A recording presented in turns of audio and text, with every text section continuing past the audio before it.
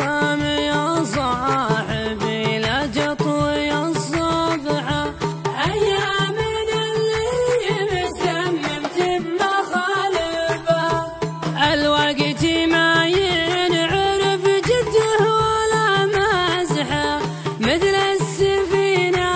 غزير الماء موجبها، يا مطيب العاقل اللي مبعد شبحه، يوم ان بعض العرب عينه يلتفها،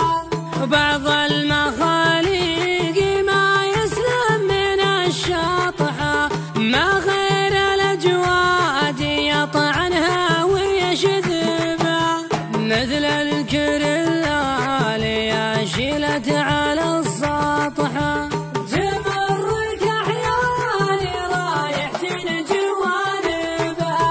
واللي كسب راس مال يعتبر ربحه، اخر من حاجة مال يضيعبها، والطيب راعيه ما يسعى ورا المدحه، من طيب حظته والمدحه يفوز بها، والشعر